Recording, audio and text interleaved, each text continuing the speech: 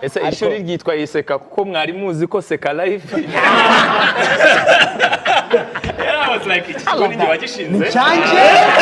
Ndi kumwe na Arthur 2018 ubwo ndinje ntago ninje muri stand up comedy gusa ninje no muri seka live ho gatoya behind camera nari mu majingo seka live ya kangahe na hariya arangije arambwira ati like now uranchallenge nze ngese ndabyibuka ahubwo.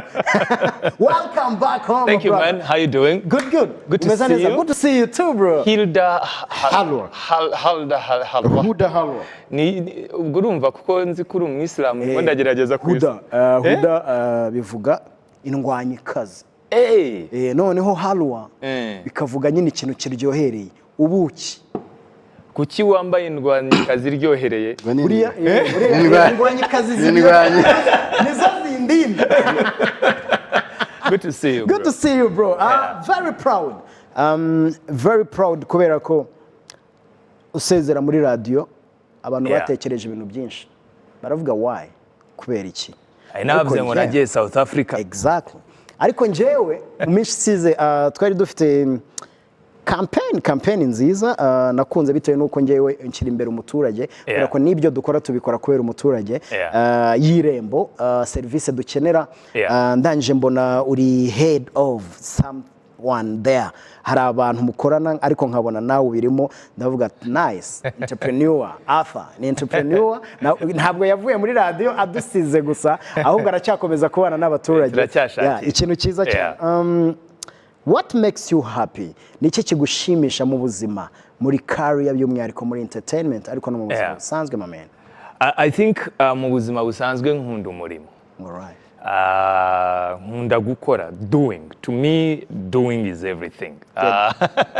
Salute. Like kuba mbyuka nkabanzi ko hari ikintu ngiye gukora. Ntago ari ngombwa ko kiba kinjiza ariko ntago ngiye gupfuza. Biri mu bintu bituma nisunika, biri mu bintu bituma numva nkora byinshi. Muri nge nemera ko umuntu ashoboye byinshi. Umuntu ni mugari ariko nanone umuntu you are capable of a lot. Lucky today hano wicaye hano RB ari kurabiza arahandi duhurira hari bindi bintu jujamo niki so ikintu kishimisha ni mu gihe ntirimisi. Njya mbwira abantu rimwe nshobora kuzabyuka nkavuga ni ndashaka kuba umupilote.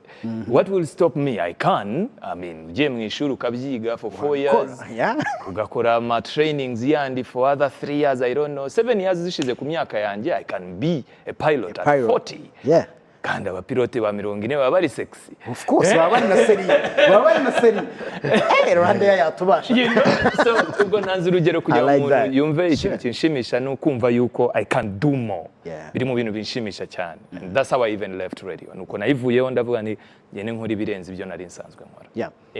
Hari ibyo dukora twarangiza kubona bigenze neza twita tuguma muri comfort zone. Imana ishimwe byaciyemo. Niki kikubangamira kuri comfort zone y'umuntu runaka wabonye kandi wamutekerezaga ko yakora byinshi mu byo akora?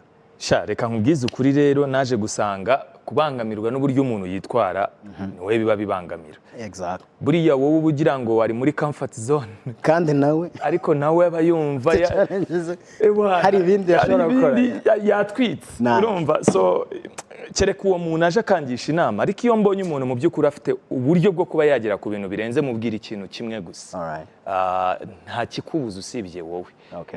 Ubundi ibintu byose ni mu mutwe. Our capabilities ziri hano. Uyu munsi mu by'ukuri umuntu uwo ari we wese uri comfortable ejo ashobora kubyuka akajwe kakamubiranga ariko ubu covid igarutse byagenda gute? Ubundi ako kantu niba katarakanze umuntu uwo ari we wese then hari ikibazo. Covid tested our capabilities. N'abantu bari bafite akazi bazi ko batunze imiryango bashoboye bagezeyo bagafashe byagezeho batakiri mu kazi ka ngombwa aka kantu rakibazaho. And that scared me. It scared everyone. So iyo mbonye umuntu uri comfortable n'iki mbona afite ubushobozi ansabye ko namugira inama namubwira ikintu kimwe. Uramutse udakora icyo uri gukora ubu wabahute. And that's to me that's the question, wabahute wabigenza gute? Ubwo ntufite amagi yose mu gitebo kimwe. You know gifunze biragenda gute? N'urwo rugero nabwo ubwaryo ni ikibazo. Kidukoresha amagi gusa washizemo ni he ni net. Anyway reka nkorere surprise kubera ko nanjye ni surprise mbayeho kubera ko ntago narinzi ko aba bantu bashobora kuza turi mu kiganiro ariko for me I love guests iyo nkunda abashyitsi narangiza nkanabacalenginga ndagira ngo nsabe abanyeshuri baraza kumbwira naho bavuye muri ICK. That's nice. Naho muri ICK. So ni bagenzi banje ubwo ngubwo bari muri communications. So ndabasaba mwese muze duhagarare hano for the lines. Ni turangiza turaza gukoramo abantu batatu. Just welcome home. Welcome. Duhagarare hano. One of the best surprise for this. Okay? All right. Nice. Mumeze neza? I need some microphone. Umwe wenda hagarare muze gutya muze wenda abari buvuge nice fresh. All right, so icyo ndibuze gukora nta kimwe umwe yicarana na Arthur ku ruhande hariya and then uze yicare hano ufite microphone. Uwo twicarana ni uhabwa ikawa ariko nabyo buriya abandi nibashaka baze hano few minutes abandi nibashaka baze hano inyuma yanjye. It's okay, it's alive bro, it's live, just come feel free. Okay. Harabe hatari ubabeshya hari. Okay. Mumeze fresh. Tumeze neza neza. Ko twese dufite microphone niba tumeze fresh tugire gutya to. Nice. Tumeze fresh. Nice. Fantastic. Ndagira ngo mwe mufite microphone wenda n'undi umwe hano n'undi umwe hariya. Ndagira ngo mubaze ibibazo mwifuza kimwe ubwo turakira ibibazo bitatu ubwo ni bine umwe babiri ibibazo bine kuri Arthur. Reka duhere ko bafite microphone nawe urayitubaza n'undi umwe hano undi ubaza niba bari muri communications reka mbaze mbabwire uko bigenda. Okay. Nice, let's get it. Akenshi igiye ubundi haba brief. Of course. Hari igihe umuntu akohereza ntumbaze bimeze gutya nujye muri angle imeze gutya. I'm joking. Okay. Please shoot. Twagiye.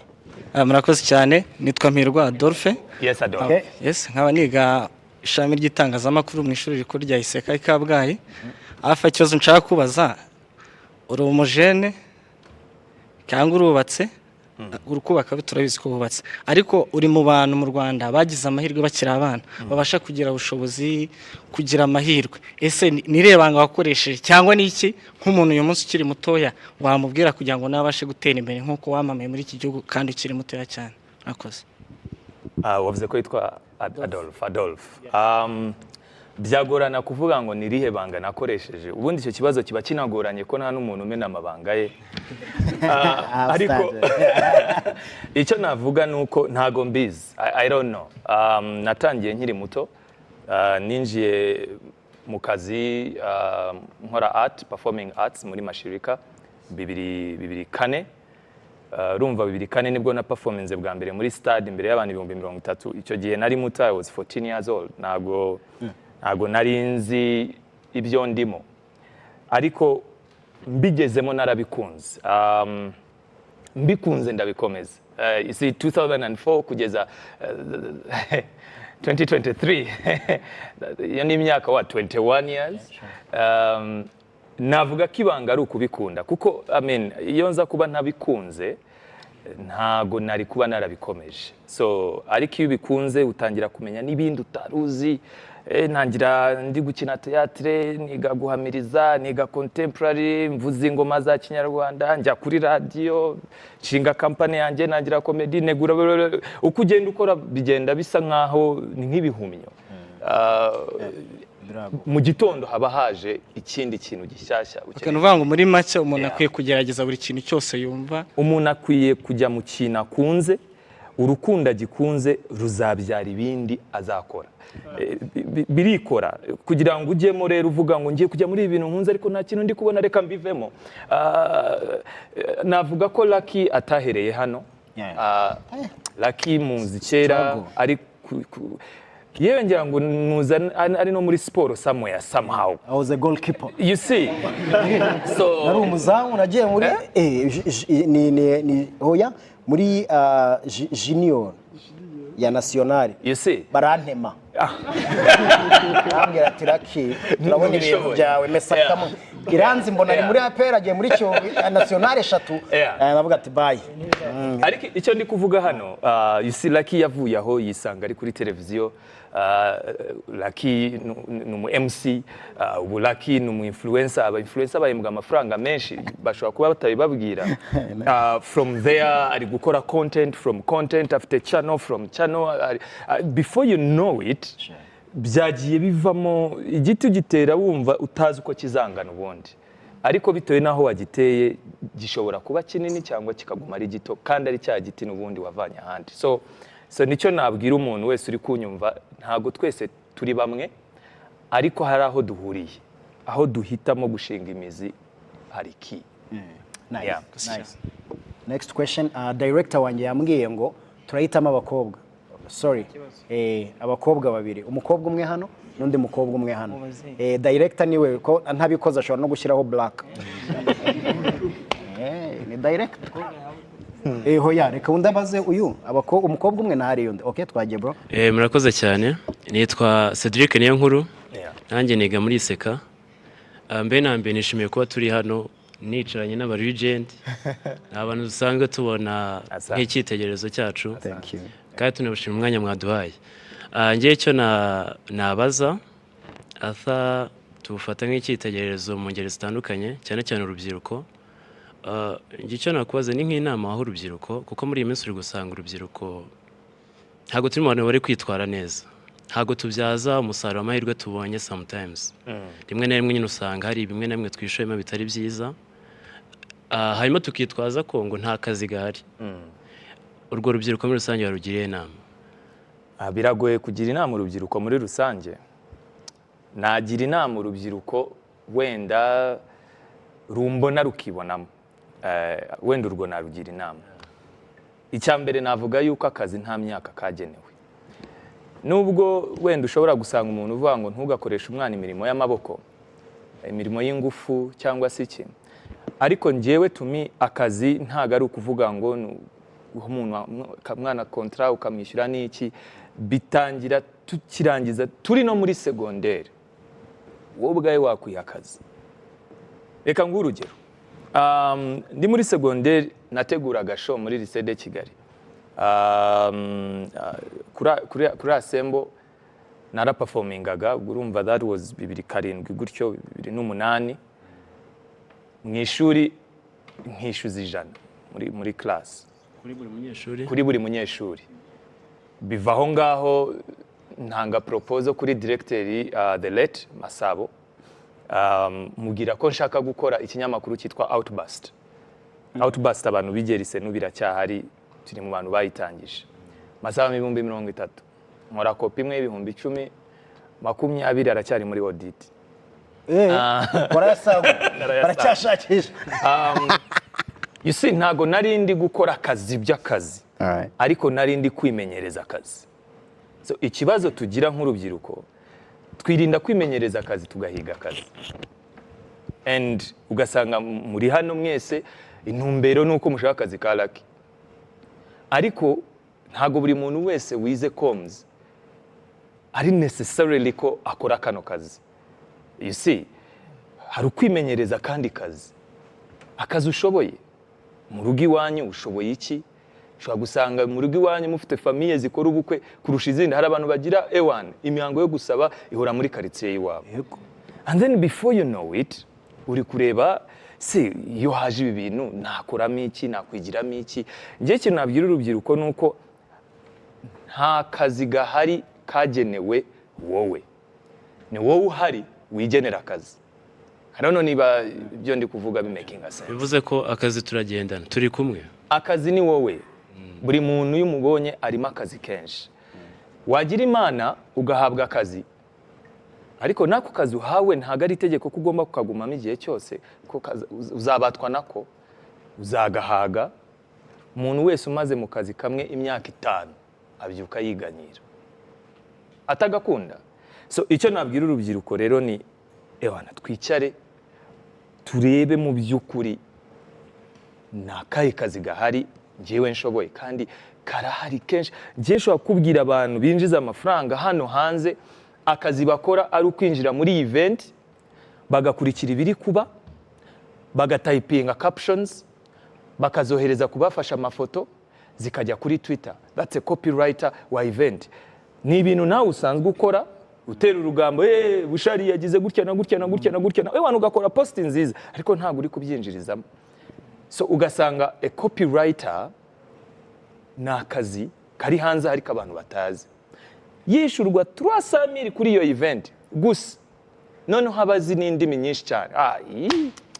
So before you know it wowe umuntu akubaza ukora iki ndatweetinga niko kazi.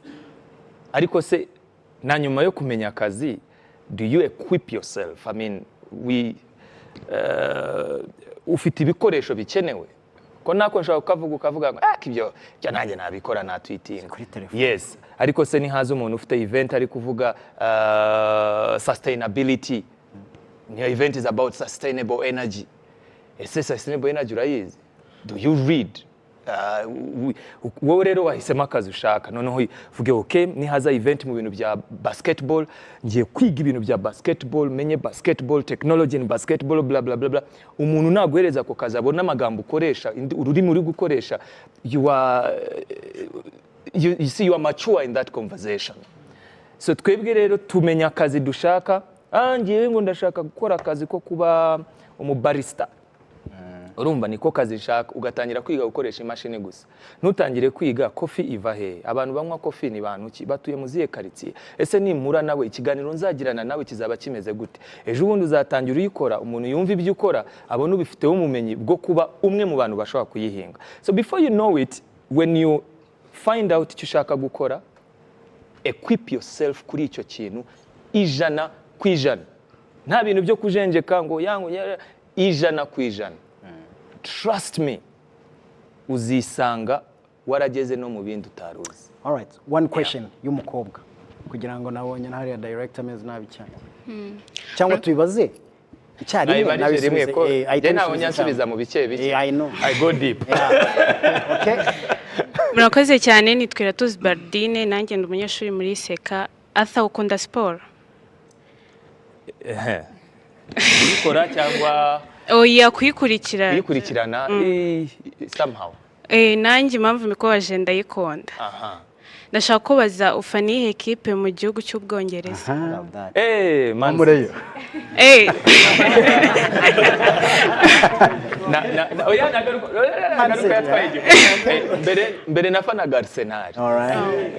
Anani nyuma nza gusanga ndavuga ariko se katari ya mama. Reka mfata Man City na Tottenham kugira ngo Man City nidatsinda Tottenham ibirangiye. Ikibazo nashaka kubaza urambwiye ngo ufana Man City ariko ubwo nundi gisubizo nduma nyibonye. Nenge kubaza ejo dutegereje finali ya FA Cup. Prediction yawe ni iyi? Shana nubwo mbizi kiza. Ayibona gutyo. Ego nicyo kibazo nayo ifite urakoze. Okay, ikindi cyanye Maria. Murakoze. Nitwa Solange Mahoro. Hata nishimye kukubona, nishimiye no kuza muri RBA. Ikibazo nshaka kubaza ndashaka kubaza nk'urubyiruko n'inama wagira ari umuntu uba ufite impano hari ahantu yifuza kugera ariko ugasanga urugendo rwe rugarukiyemo hagati ya mpano ye ntabwo abashoboye kuyikuza. N'inama wagira urubyiruko rufite impano runaka ariko kugira ngo azabashe kuyikuza mu gihe kiri imbere abe umunyamwuga? Icyo kibazo kiri wide kuko nanone ni impano ki. Hari igihe abantu tutibwiza ukuri. Hari igihe uba ufite impano runaka ari kuri mu gihugu iyo mpano itaragira icyavamo. Kereka niba witeguye kuyivunikira ukajya munsi ukubaka fondasiyo yayo ugahura n'ibyo bibazo byayo. Ntabwo ari buri muntu wese ngo yiteguye kuvunikira impano kuko iyi impano yifite idafite urubuga yakuriramo, idafite platform. Urugero nka comedy ubu nicaranye na Lucky ariko 2009 first of all n'ikiganiro cya Lucky nticyabagaho. Ibiganiro byabagaho icyo gihe byabaga bitandukanye. So witeguye kuvunikira iyo mpano? That's the question. imvune zirahari, imvune zizabaho, ubushobozi buzabura. So mu gihe utiteguye, hano ngiye kukubwiza ukuri, wenda nanjye nshobora kuba ari n'ubwa mbere mbivuze. It's not about ikintu uri gukora. Sometimes it's okay kuba uparitse ikintu ubona kiri kukubana kirekire. Really, I think sometimes it's okay.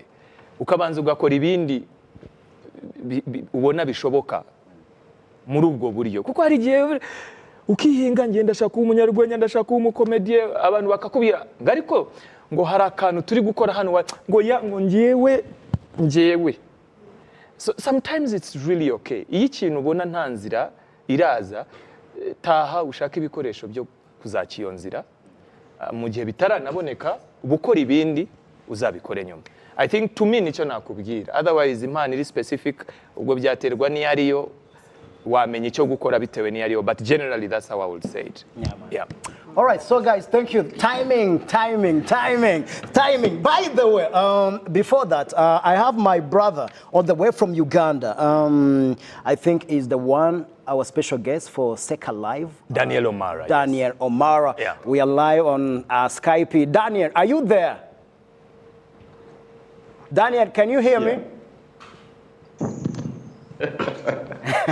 Yeah, yes. How are you? How is your day, my brother? My day is going great. I'm having the time of my life. I'm rehearsing. I'm excited. Okay. Rwanda, how are you guys doing? How is it in Kigali? These guys are from ICK. They are doing their universities. I think you can give them any advice because they are doing communication, and I know that you are in the communication. What can you advise them? Sell the best version of yourself. Don't try to be anyone else. Focus on your strengths and find the things that make you unique, and then build that into something that you can sell to the people. That's how you become memorable. That's how you become a legend. When people remember you as the only version of yourself where no one can copy you, it's just you alone. Or if everyone coming after that is copying you, then you have won. I know that's a lot to take in, but that's the advice I would give you. Okay, right. I would like to hear from you. How is stand-up comedy in Uganda, so that even them they can hear that?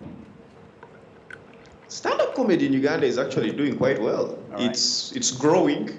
It's in a place where platforms have come up and they've collapsed, and a lot of people are saying, that is the end. But for me, it's just a new beginning. You get? Like the strong survive.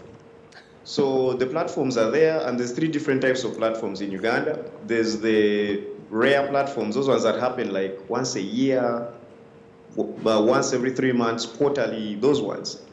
Those are the major events. Now, before you take your material to those major events, you have to test it on the smaller platforms. So there's a platform we have called New Material Night, where you just go to test new jokes. All right. If you die, you die. That's what we call it.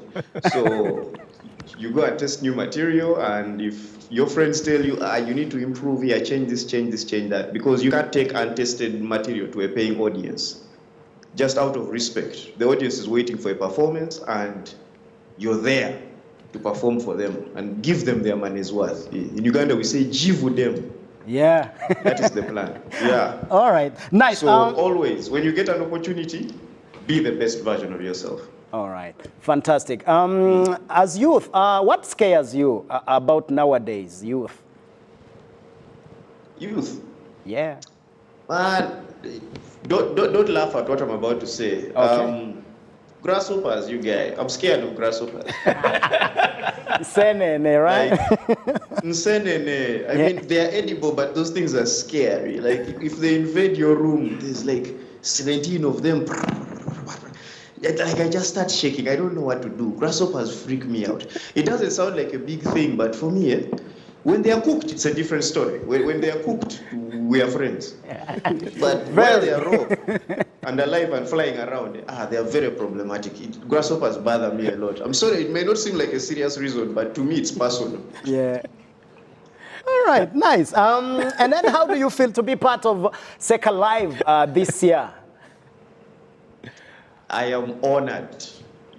I always love coming to Kigali because Even if my food falls on the road, I know the road is clean. Okay. You guys mop your roads. Okay. Scrub. So I always find it fun coming to Kigali. It's always entertaining. And I'd like to thank Arthur Nkusi for this opportunity because we had this conversation last year. All right. And Arthur said, okay, I'll get back to you. And we talked again this year, and I was very excited to hear he wanted me to come to Kigali and perform a one-man show. That shows a level of trust, by the way. So Arthur, well done and thank you. I look forward to entertaining the audience and having a blast in Kigali. Well, I hope you tested your jokes on the smaller shows. Definitely. I'm even testing them on my pet cat. All right. With your experience, how can you describe Arthur? And Arthur is going to describe you. Arthur is a visionary. All right. The way I see it, he is light years ahead of his time. Okay. He's making the most of every opportunity he gets, and he's a very pragmatic person. He knows how to put things together. He has great organizational skills, and that's just him without mentioning what he's doing on stage.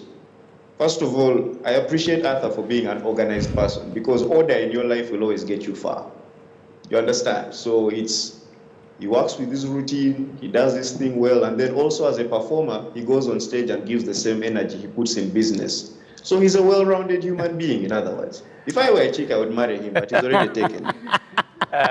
All right, so it's his turn, right? I will not increase the pay, whatever you say, by the way. I want $300 more. All right, so I think it's his turn. How can you describe Omara? I think Omara is one of the cleanest comics in terms of content. Sure. I have challenged Omara once, and he can tell you there is a client I was working with, Tax Justice Network Africa. It's a Kenyan organization looking at tax. Let me not bore you with the details, but he was supposed to perform for 20 minutes in a conference, Pan-African conference we are working on, and it was a Zoom call during COVID, and he was supposed to sit straight looking at the microphone and the camera and perform for 20 minutes during the hybrid event. And he had to crack them up. This guy did. Using Zoom. On Zoom. And let me tell you, COVID tested a lot of comedians, and I think he can tell you. I myself did a lot of performances on Zoom, but the worst part is when you are going to crack that punchline, and then this woo. Just freezing. Thank you very much. Now, the people, they say, woman? Yeah, what's happened? Yeah. And this guy came through. And everyone said, this guy is really clean, his comedy is on point, and it's very educative, and it's very, you can see that he does a lot of research. So I can say he's one of the best comedians that are intentional on their jokes. They don't just pick whatever they pick. And I think that's what I can say on Daniel Omara. All right. And I've said this even knowing that the 75-minute set that he has is going to be amazing. And that's why we selected him as the first guy to bring when you open up Seka Live. Fantastic. Omara, to conclude, what the message can you give to the audience who are watching us and people who are awaiting you for Seka this year? Ooh, I can't wait to meet you guys too, man. I know Kigali for having an amazing arts audience. Like, they come for the event to be a part of it. They're attentive, they're listening, they go through the emotions with you. That is a beautiful thing about the Kigali crowd. It's just a listening audience, which a comedian always appreciates. In return, in exchange for your good listening, I shall provide consistent entertainment and keep you laughing the entire time. Please. I am not responsible for the medication you have to take after, like the chest medication for treatment after laughter. Yeah. That's not on my bill. I'm sorry. I have to put the disclaimer. But I can promise to deliver a performance that will be memorable, entertaining, and also family-friendly for some parts. All right. Looking forward to seeing you guys. Sarah, bro, thank you so much, and thank you for your time. We are waiting you in Kigali. Hope to see you and to have you in my show. Thank you so much for your time, my brother. Likewise. Have a great day. All right. Also, arakoze cyane Omara, one of the best comedian in Africa. Yeah, he is. Yeah, for real. He is, for sure. Okay, so byagenze fresh. Niba byagenze fresh turazamura gutya. Niturangiza tuhite dushimira Arthur. Ese ishuri ryitwa ICK kuko mwari muzi ko seka life. Yeah, I was like, ikigo ni wagishinze. Cyanje.